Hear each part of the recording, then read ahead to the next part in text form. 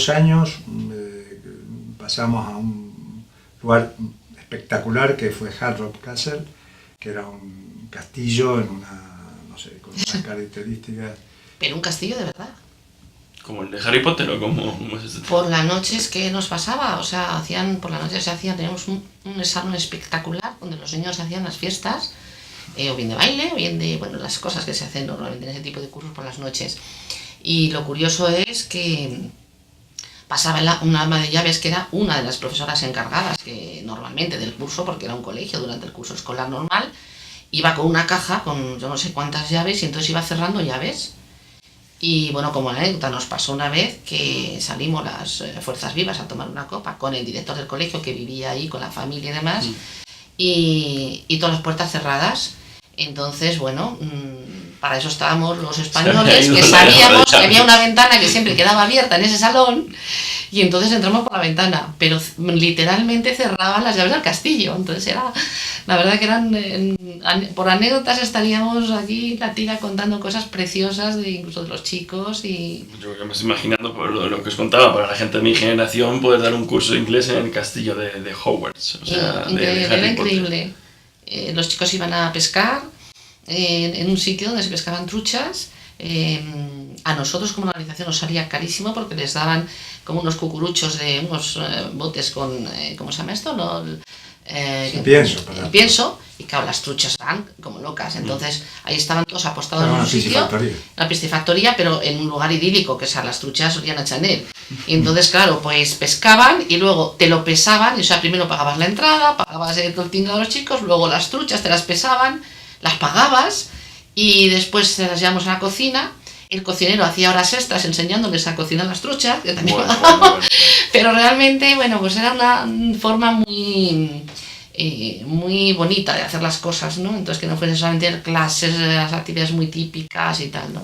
Era una integración también a estar en contacto con la vida, porque no era solamente lo de la piscifactoría, sino, por ejemplo, nosotros conveníamos con los pubs que los chicos podían ir en tales horas, había granjas a las que podíamos ir, la gente le enseñaba un poco todo el manejo de una granja, los animales y tal. Es casi integración en la vida inglesa, de alguna manera. Todo como eran pueblos, la gente era mucho más agradecida, tenía más disposición, y para nosotros era, bueno, vivencialmente era mucho más gratificante porque hemos hecho excursión a las ciudades y tal, porque estábamos en una zona espectacular, y el hecho ya de estar en una ciudad, con la misma comparación de un día en la que vivíamos a 200 por hora comparado con lo que era la tranquilidad, el ritmo en el que nosotros estábamos, pues hacía que, bueno, que verdaderamente esa elección, bueno,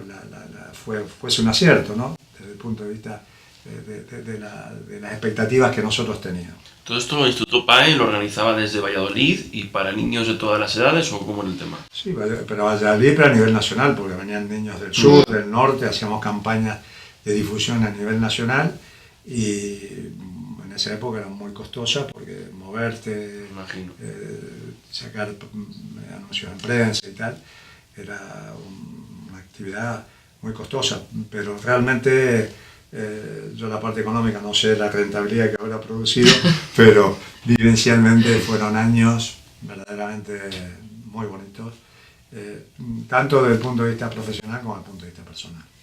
Y dices tú de edades, sí. Una de las anécdotas que yo recuerdo, bueno, anécdotas o dato que puedo dar es, estoy hablando hace 24 años, la alumna más, llevábamos normalmente entre 6 años y 17, o sea que cogíamos toda la gama desde los niños pequeños hasta adolescentes, que era un tratamiento absolutamente distinto para actividades y para todo. Bueno, imagino que los chicos no irían al pub, ¿no? Los niños pequeños. Claro, no, era para los mayores que no tenían todavía la edad y tal, entonces claro, adaptabas todo, ¿no? Pero ellos convivían, fíjate, una de las cosas que se ha perdido ahora es que ellos convivían extraordinariamente bien, y si hacían una fiesta a los adolescentes y decíamos, bueno, los pequeños a la cama, los pequeños antes, tal y tal, los mayores decían que ni hablar, que se quedaran. Es decir, en las excursiones se ayudaban, se protegían, se cuidaban, aparte de los profesores, monitores y demás. Es decir, vivían como un sistema bastante familiar, en la forma de funcionar. Pero la anécdota que iba a contar, o el dato que iba a dar era que fue uno de los primeros años en Cricklade, matricularon a una niña preciosa de Madrid. Me acuerdo que cumplía los 6 años en el curso. Claro, entonces no había redes sociales, no había historias, todo era decir lo que tú eras, lo que tú transmitías, lo que era tu sentido de la vida, del curso, de lo que ibas a hacer. Es decir, cuando se iba a matricular al curso, ¿no? Exacto, te Cuando llamaban por contactó teléfono. la madre o el padre para... Exacto, y te preguntaban, entonces te estabas el día al teléfono contando pues lo que los niños iban a hacer, lo que tú querías enseñar, cuál era tu organización, tu forma de funcionar y tal.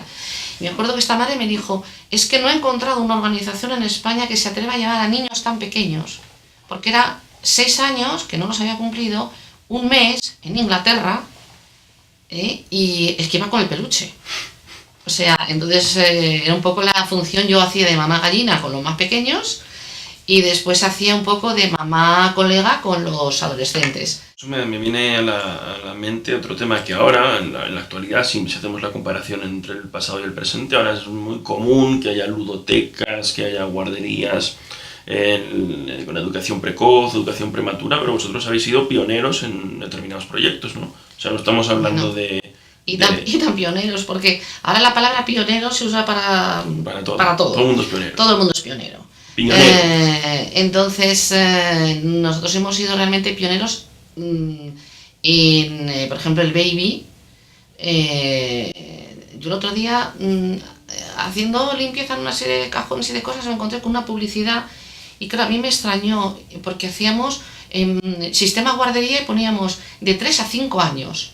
Claro, yo ahora digo, ¿cómo que de 3 a 5 años? Claro, pero es que hay que recordar que en España no se daba inglés en primaria, que se empezó por cuarto, que luego por lo que se empezase, se empezó bajando. Y ahora dar inglés en infantil es algo absolutamente normal. Pero entonces no, entonces había un tratamiento entre 3 y 5 años, claro, que ya es el final de la educación infantil ahora, donde dar inglés era algo muy avanzado, muy adelantado, que el padre dijese, no, esto... Bueno, pero el primer Baby fue para niños de 10, 12, 14 meses. Sí, pero digo que yo estaba viendo esa publicidad, llevas razón, y en Baby, o sea, seguimos bajando el listón, hicimos una auténtica guardería en inglés, donde iban los niños o en la mañana o en la tarde, generalmente no iban todo el día. Sería los sábados. Iban normalmente por la mañana, eran sí, 3 horas por la mañana.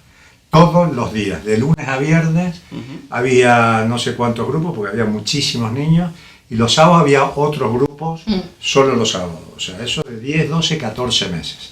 O sea, eso fue la primera, pero nosotros antes que eso también tuvimos otros proyectos novedosos, como el Club de Conversación, que era gente para adultos que venían que estuviesen en PAE o que fuesen de otro centro o que no estuviesen en academia y tal, podían venir previa cita, tenían 10 horas al mes, tenían que pedir cita para que los grupos fuesen más o menos homogéneos y reducidos, y venían a charlar de temas simples, no podían llevar una carta o nada personal, de temas simples con nativos. Eso fue una de las primeras experiencias.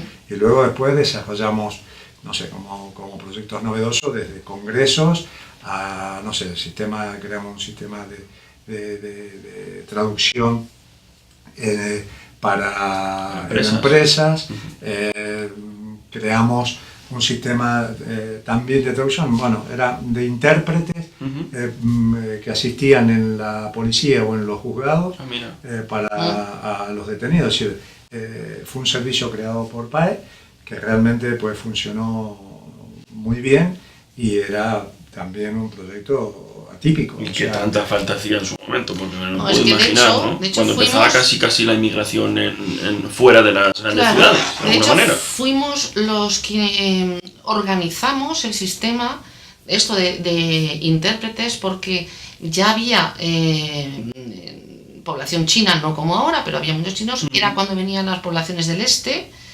Entonces había una serie de componentes y de, no voy a decir bandas delictivas, pero sí mucha necesidad. La policía decía, ¿qué hacemos con el croata de turno? Con lo que sea. Entonces nosotros organizamos que legalmente estaban obligados, pero ni se hacía, ni se tenía, y se las arreglaban como podían, tirando probablemente pues de eso, del restaurante chino más cercano, de un amigo futbolista, para poder, o sea, unas cosas, parece mentira, pero es que era así. Entonces organizamos ese tipo de sistema para que realmente ya se contase tanto en juzgados como en en la policía con la ayuda de, bueno, pues de traductores, de gente que supiese el idioma. Y además que, claro, normalmente no detenían ingleses o franceses, o sea, venía gente Sí, claro. de lugares de África, no sé, de lugares inimaginables. Y nosotros en un plazo de, no me acuerdo cuánto tiempo, pero no fue muy largo, ya poníamos un intérprete en muy poco tiempo, porque, bueno, hicimos una red de contacto y... Me imagino. Una red social, ¿no? Más o Sí, menos, sí. fue una Más o experiencia también interesante, ¿no? Bueno, realmente, ¿cuál es el secreto de PAE? ¿Cómo trabajáis? ¿Cuál es la metodología? ¿Cómo se ha ido desarrollando a lo largo del tiempo? Pues mira, el secreto de PAE es un secreto a voces.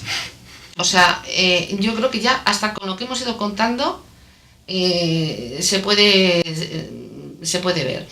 Yo tanto cuando hablamos con los profesores nuestros, cuando les comunicamos, les transmitimos lo que es la filosofía de PAE, el método PAE y demás, como cuando hacemos charlas de coaching educativo, cuando hablamos con los profesores de los colegios o directores o con los padres, cuando estás presentando proyectos, y yo siempre digo una frase que es, en este caso se puede decir la enseñanza de inglés, pero digamos en general, todo lo que tenga que ver con lo educativo solo tiene dos componentes fundamentales que no pueden fallar.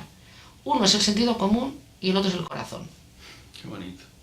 Con sentido común y con corazón se llega muy lejos. Luego ya están los conocimientos, el libro, los métodos, las fichas, las herramientas. O sea, yo puedo estar eternamente hablando de herramientas que antes no se usaban, te puedo decir las cosas que nosotros hemos, digamos, implementado. Es decir, ahora oír hablar de que se enseña inglés con teatro, con música, con todo eso, pues es algo habitual. No sigue siendo habitual que se haga haciendo periódicos, por ejemplo, como hacemos nosotros.